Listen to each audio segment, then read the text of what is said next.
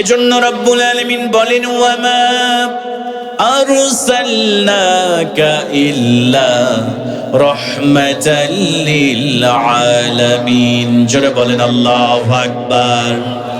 আল্লাহ রব্বুল আলামিন বললেন, নবী হে, আপনাকে আমি শুধুমাত্র মানুষদের জন্য নয়, আপনাকে শুধুমাত্র আমি জিনদের জন্য নয়, আপনাকে শুধুমাত্র আমি ফেরেশতাদের জন্য নয়, হে রাসূল, আসমান এবং জমিনের মধ্যে যা কিছু আছে আমি আল্লাহ রাব্বুল আলামিন সব কিছুর জন্য আমি তোমাকে রহমত করে বরকত করে এই দুনিয়াতে আমি আল্লাহ তোমাকে পাঠিয়ে দিয়েছি। জোরে বলেন সুবহানাল্লাহ। আমার মুসলমান ভাইরা ভালো করে লক্ষ্য করেন, বিশ্বনবী মুহাম্মদুর রাসূলুল্লাহ সাল্লাল্লাহু আলাইহি ওয়াসাল্লাম আমাদের জন্য, গোটা উম্মতের জন্য রব্বুল আলামিন কেমন করে রহমত করে পাঠিয়ে দিয়েছেন। ও মুসলমান ভাইরা ভালো করে লক্ষ্য করেন, আল্লাহ রাব্বুল আলামিন এই পৃথিবীর মধ্যে, এই জমিনের মধ্যে যত নবী রাসূলকে আল্লাহ রাব্বুল আলামিন নবী করে পাঠিয়ে দিয়েছেন, রাসূল করে পাঠিয়ে দিয়েছেন, আল্লাহ রাব্বুল আলামিন প্রত্যেকটা নবী রাসূলকে একটি করে মুস্তাজাবু দাওয়া দিয়েছেন। ওই দোয়া যখনই কোন নবী রাসূল আল্লাহর কাছে করেছেন, সঙ্গে সঙ্গে রব্বুল আলামিন ওই দোয়াকে কবুল করে নিয়েছেন। জোরে বলেন সুবহানাল্লাহ। আল্লাহ পাক প্রত্যেকটা নবী রাসূলকে এমন একটি দোয়া দিয়েছেন, ওই দোয়া করার সঙ্গে সঙ্গে আল্লাহ পাক সেই দোয়া তিনি ফেরত দেন নাই, তিনি সঙ্গে সঙ্গে ওই দোয়াকে কবুল করে নিয়েছেন। জোরে বলেন সুবহানাল্লাহ। আমার মুসলমান ভাইয়েরা, হযরত আদম আলাইহিস সালাতু ওয়াস সালাম এই দুনিয়াতে সেই দোয়া করে ফেলেছেন। হযরত নূহ আলাইহিস সালাতু ওয়াস সালাম এই দোয়া, এই মুস্তাজাবু দাওয়া এই দুনিয়াতে করে ফেলেছেন। সমস্ত নবী রাসূলগণ এই দোয়া, সেই মুস্তাজাবু দাওয়া এই দুনিয়াতে করে ফেলেছেন। কিন্তু আমার আপনার নবী, বিশ্ব নবী মুহাম্মদুর রাসূলুল্লাহ সাল্লাল্লাহু আলাইহি ওয়াসাল্লাম, ও নবীর উম্মতেরা ভালো করে শুনে নেন, আল্লাহর নবীজি এই দোয়া মুস্তাজাবু দাওয়া এই দুনিয়াতে করেন নাই। আমার রাসূল তায়েফের ময়দানে দান্দান মুবারক উহুদের প্রান্তরে শহীদ করেছেন, সেই জন্য মুস্তাজাবু দাওয়া করেন নাই। তায়েফের ময়দানে বিশ্বনবী মুহাম্মদুর রাসূলুল্লাহ নিজের রক্ত ঝরিয়েছেন কোরআনের দাওয়াত নিয়ে গিয়ে। আল্লাহ নবীজি বদরের প্রান্তরে রক্ত ঝরিয়েছেন। বিশ্বনবীকে উটের নারী ভুঁড়িগুলো মাথার উপরে চাপিয়ে দেওয়া হয়েছে। আল্লাহ নবীজি শিয়াবে আবি তালিবে 3 বছর জেল খেটেছে। এরপরেও আমার আপনার নবীজি সেই মুস্তাজাবু দাওয়া এই দুনিয়াতে করেন নাই। আল্লাহ নবীজি সাল্লাল্লাহু আলাইহি ওয়াসাল্লাম কিয়ামতের দিন, কঠিন মুসিবতের সময়, যেই দিন কেউ কারো কোনো কাজে আসবে না, ও মুসলমান ভাইরা, আল্লাহ নবীজি সাল্লাল্লাহু আলাইহি ওয়াসাল্লাম আল্লাহর কদমে সিজদা দিয়ে চোখের পানি ফেলা শুরু করবেন। বিশ্বনবী কান্না করতে করতে বেহুশ হয়ে যাবেন। আল্লাহ রাব্বুল আলামিন ডাক দিয়ে বলবেন, ইরফা রাসাক হাবিব, আর আপনি কান্না করবেন না, আপনি মাথাটা উত্তোলন করেন। আল্লাহ নবীজি সাল্লাল্লাহু আলাইহি ওয়াসাল্লাম এবার মাথাটা উত্তোলন করবে। আল্লাহ রাব্বুল আলামিন ডাক দিয়ে বলবে, হাবিব আপনি কি চান, আমার কাছে চান। এবার বিশ্বনবী সাল্লাল্লাহু আলাইহি ওয়াসাল্লাম আল্লাহর কাছে ডাক দিয়ে বলবে, রব্বুল আলামিন দুনিয়াতে এত মার খেয়েছি, দুনিয়াতে কোরআনের জন্য রক্ত ঝরিয়েছি, দান্দান মুবারক শহীদ করে দিয়েছি, আল্লাহ রাব্বুল আলামিন দুনিয়াতে সেই মুস্তাজাবু দাওয়া করে নাই। আজকে তোমার কাছে যে দুনিয়াতে স্পেশাল দোয়া দিয়েছিলে, রব্বুল আলামিন সেই মুস্তাজাবু দাওয়া করতে চাই। আমার গুনাহগার উম্মতদেরকে maaf করে দিয়া তুমি জান্নাতের ফয়সালা করে দাও। জোরে বলেন সুবহানাল্লাহ। আমার প্রিয় ভাইরা, আল্লাহ রাব্বুল আলামিন ডাক দিয়ে বলবেন, হাবিব আপনি চিন্তা করবেন না, আপনি টেনশন করবেন না, যান আপনার গুনাহগার উম্মতদেরকে আমি আল্লাহ সুপারিশ করার অনুমতি প্রদান করলাম।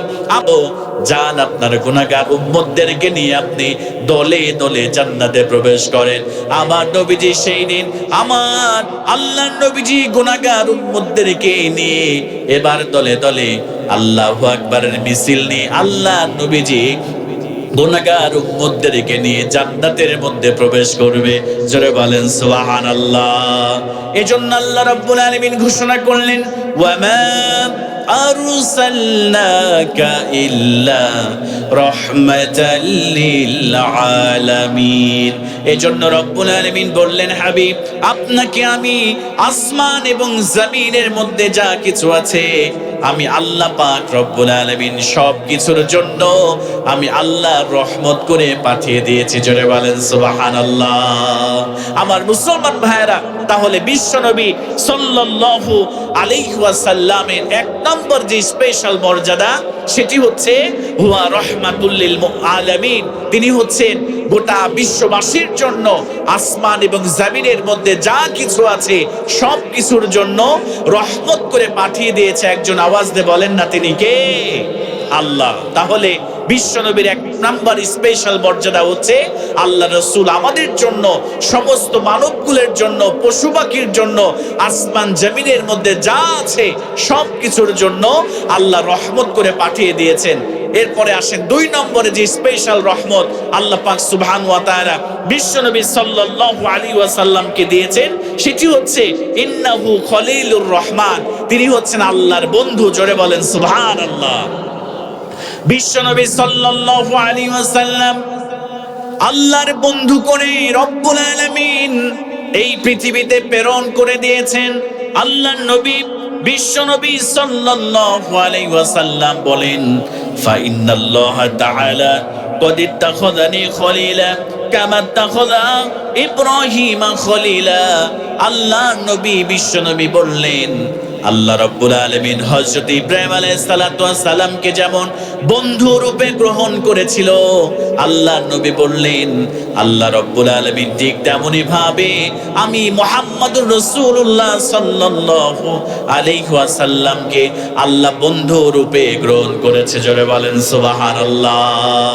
আল্লাহর হাবিব বলছেন ইব্রাহিম আলাইহিস সালাম যেমন আল্লাহর বন্ধু ছিল, আল্লাহ পাক সুবহানাহু ওয়া তাআলা ঠিক তেমনি ভাবে আমাকেও বন্ধু রূপে আল্লাহ পাক গ্রহণ করে নিয়েছেন। এজন্য আল্লাহ রাসূলের স্পেশাল দুই নম্বরে মর্যাদা হচ্ছে ইন্নাহু হুয়া খলিলুর রহমান। আল্লাহ পাক সুবহানাহু ওয়া তাআলা বিশ্বনবী সাল্লাল্লাহু আলাইহি ওয়াসাল্লামকে আল্লাহর বন্ধু করে এই দুনিয়াতে পাঠিয়ে দিয়েছেন। জোরে বলেন সুবহানাল্লাহ। আমার মুসলমান ভাইয়েরা, এরপরে তিন নম্বর স্পেশাল আল্লাহর রাসূলের মর্যাদা হলো আল্লাহ রাব্বুল আলামিন হুয়া সাইয়্যিদুল দানি আদম। আল্লাহ পাক সমস্ত আদম সন্তানদের জন্য আল্লাহর নবী বিশ্বনবী সাল্লাল্লাহু আলাইহি ওয়াসাল্লামকে আল্লাহ রাব্বুল আলামিন নেতা করে, সাইয়্যিদ করে এই দুনিয়াতে পাঠিয়ে দিয়েছেন। জোরে বলেন সুবহানাল্লাহ। এজন্য আল্লাহ রাব্বুল আলামিন ঘোষণা করলেন, ওয়ামা আরসালনাকা ইল্লা কাফাতাল লিন্নাসি বাশীরান ওয়া নাযীরা ওয়ালাকিন্না আকসারান নাসি লা ইয়ালামুন। জোরে বলেন আল্লাহু আকবার। আল্লাহ রাব্বুল আলামিন ঘোষণা করলেন, হে নবী আমি তোমাকে সমস্ত মানুষের জন্য, সমস্ত মানুষের নিকট একজন সুসংবাদদাতা এবং সতর্ককারী রূপে পাঠিয়ে দিয়েছি। আল্লাহ নবী সাল্লাল্লাহু আলাইহি ওয়াসাল্লামকে আল্লাহ রাব্বুল আলামিন আরো জানাই দিতে বললেন, আপনি জানাই দেন। কিন্তু অধিকাংশ মানুষ এইটা উপলব্ধি করতে পারে না। জোরে বলেন নাউযুবিল্লাহ। আমার মুসলমান ভাইয়েরা, বিশ্বনবী সাল্লাল্লাহু আলাইহি ওয়াসাল্লাম বলেন, আনা সাইয়্যিদু ওয়ালাদি আদম ইয়াউমাল কিয়ামা। আল্লাহ নবীজি সাল্লাল্লাহু আলাইহি ওয়াসাল্লাম বললেন, আমি কাল কিয়ামতের দিন কঠিন মুসিবতের সময় আমি সমস্ত বনি আদমের সমস্ত আদম সন্তানের নেতা হিসেবে আল্লাহ পাক আমাকে কিয়ামতের মাঠে উঠায় দিবেন। জোরে বলেন সুবহানাল্লাহ। তার মানে আল্লাহ রাসূলের 3 নম্বর স্পেশাল মর্যাদা হচ্ছে আমার প্রিয় ভাইয়েরা, আল্লাহ রাসূল সাল্লাল্লাহু আলাইহি ওয়াসাল্লামকে আল্লাহ আমাদের জন্য আমাদের নেতা করে পাঠিয়েছেন। সুবহানাল্লাহ বলবেন না? তাহলে আমাদের নেতা হচ্ছেন মুহাম্মাদুর রাসূলুল্লাহ সাল্লাল্লাহু আলাইহি ওয়াসাল্লাম। কিন্তু আমরা আজকে দেখবেন বর্তমানে অনেকেই আছে আল্লাহর রাসূলকে নেতা বাদ দিয়ে আমরা বিভিন্ন রাজনৈতিক দলের নেতাকে আমরা নেতা বলে গ্রহণ করেছি। কথা বলেন ঠিক কিনা? এরকম আছে না নাই বলেন তো প্রিয় ভাইয়েরা?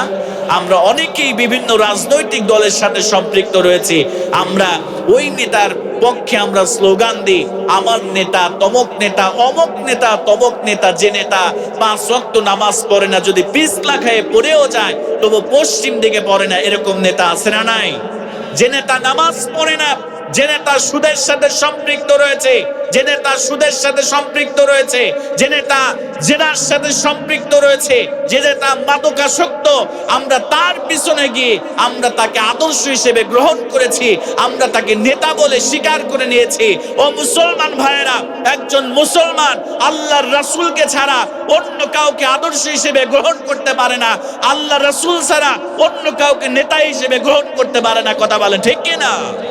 যদি আপনি অন্য কোনো মানুষকে, রাসূলকে বাদ দিয়ে আপনি যদি অন্য কোনো মানুষকে নেতা হিসেবে গ্রহণ করেন, এটা আল্লাহ কবুল করবে না। আল্লাহ পাক আপনাকে বিনা হিসেবে আল্লাহ জাহান্নামের মধ্যে নিক্ষেপ করবে। জোরে বলেন নাউযুবিল্লাহ। আমার মুসলমান ভাইয়েরা, ভালো করে লক্ষ্য করেন, ঈমানকে খালেস করেন। আপনি বিশ্বনবী সাল্লাল্লাহু আলাইহি ওয়াসাল্লামকে ছাড়া দুনিয়ার কোনো পাতি নেতারে নেতা বলে গ্রহণ করতে পারবেন না। যে নেতার স্লোগানে আল্লাহু আকবারের স্লোগান নেই, আপনি তারে নেতা বলে গ্রহণ করতে পারবেন না। যে নেতা 5 ওয়াক্ত নামাজ পড়ে না, ওই নেতাকে আপনি নেতা বলে গ্রহণ করতে পারবেন না। যে নেতা মাদক দ্রব্যের সাথে সম্পৃক্ততা রয়েছে, যে নেতা নারী কেলেঙ্কারি রয়েছে, ধর্ষণের সাথে সম্পৃক্ততা রয়েছে, জেনার সাথে সম্পৃক্ততা রয়েছে, মুসলমান ভাইয়েরা, একজন মুসলমান হিসেবে ওই নেতাকে নেতা বলে স্বীকার করা যাবে না। কারণ আপনি যদি আল্লাহ রাসূলকে ছাড়া অন্য কাউকে নেতা বলে গ্রহণ করে নেন, আল্লাহ রাসূল বললেন ওই ব্যক্তিটা বিনা হিসেবে আল্লাহর জাহান্নামের মধ্যে নিক্ষিপ্ত হবে। জোরে বলেন নাউযুবিল্লাহ। আল্লাহর নবী বললেন, আমার পরে যদি হযরত ঈসা আলাইহিস সালাতু ওয়াস সালাম এই দুনিয়াতে আসে, আসার পরে যদি আমার কোন উম্মত আমার আদর্শকে বাদ দিয়ে, আমার আনিত দ্বীনকে বাদ দিয়ে, আমাকে নেতা বাদ দিয়ে যদি ঈসার প্রতি যদি তারা আনুগত্য করে, ঈসাকে যদি নেতা বলে মেনে নেয়, আল্লাহর নবী বললেন ঈসার আনুগত্য বা নেতা বলে আদর্শকে যারা মানবে, আল্লাহ নবী বললেন আল্লাহ রব্বুল আলামিন তাদের সঙ্গে কিয়ামতের দিন কথা বলবেন না। আল্লাহ পাক রব্বুল আলামিন তাদেরকে বিনা হিসেবে আল্লাহ জাহান্নামের মধ্যে নিক্ষেপ করে দিবে। জোরে বলেন নাউযুবিল্লাহ। আমার প্রিয় ভাইরা, তাহলে একটা বার আপনি মিলায় নেন, আপনি এমন একজনকে নেতা বলে গ্রহণ করে নিয়েছেন যার মধ্যে কোরআন নেই, যার মধ্যে রাসূলের সুন্নাহ নেই।